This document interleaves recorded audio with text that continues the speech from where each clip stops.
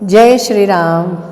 श्री ब्रह्मचैतन्य गोंदवलेकर महाराज यांच्या प्रवचने ह्या पुस्तकातील आज 6 मार्चचे प्रवचन. वासनेचे प्राबल्य. माझ्या निरूपणाचा तुम्हास विसर पडतो म्हणूनच बरे आहे. एखादी चांगली गोष्ट चांगली आहे आणि ती मिळाली तर सुखप्रद होईल या गोष्टीची आठवण असूनही आपण ती मिळवण्यासाठी प्रयत्न करीत नाही, हे अगदी अयोग्य आहे. हे पापच आहे. जर आपल्याला समजलेच नाही तर ते करण्यात पाप नाही, परंतु समजूनही न करण्यात अत्यंत पाप आहे. खरे म्हणजे प्रयत्न करणे हे आपल्या हातात आहे. आपण ऐकतो की अंतकाळी जी मती तीच गती. मृत्यूसमयी जशी वासना धरावी त्याप्रमाणे आपल्याला पुनर्जन्म होतो.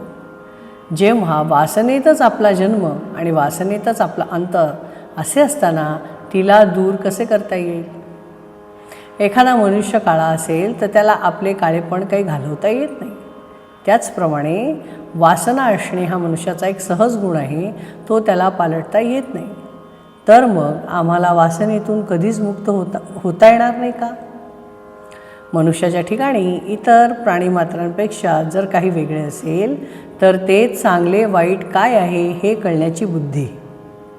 आपण कळून सवरूनही वासनेला अहमपणाला आधार देतो, इथेच आपले चुकते. आपला अहमपणा इतका खोल गेला आहे की आपल्याला हे सर्व माझेच वाटते. माझी बायको, माझी मुले, माझे घर, माझे माझे म्हणून किती सांगावे. त्या माझेपणामुळेच अहमभाव वाढीला लागतो.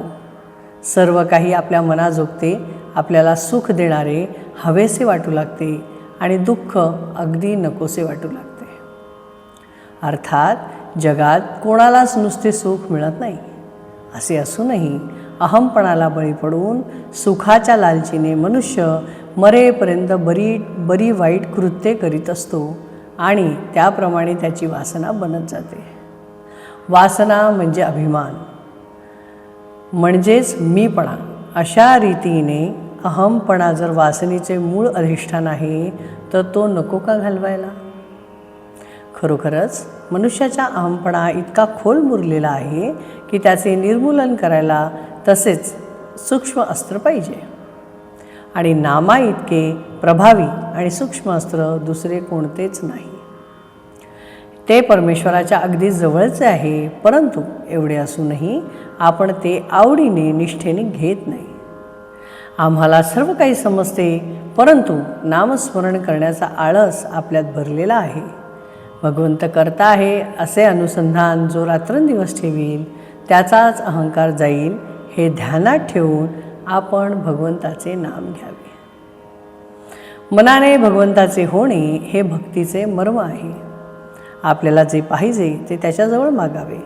मागितलेली वस्तू भगवंत देईल किंवा न देईल. वस्तू दिली तर बरेच झाले, पण मागितलेली वस्तू भगवंताने दिली नाही तर ती देणे आपल्या हिताचे नव्हते असे खरे मनापासून वाटावे. ही भावना वाढण्यासाठी भगवंत दाता आहे हे लक्षात ठेवून शक्य तितके नामस्मरण करावे. जो नामात राहिला त्याचा वासनाक्षय झाला. जय श्रीराम. श्रीराम जय राम जय जय राम. श्रीराम जय राम जय जय राम. श्रीराम जय राम जय जय राम. श्रीराम जय राम जय जय राम. श्रीराम जय राम जय जय राम. जय श्रीराम.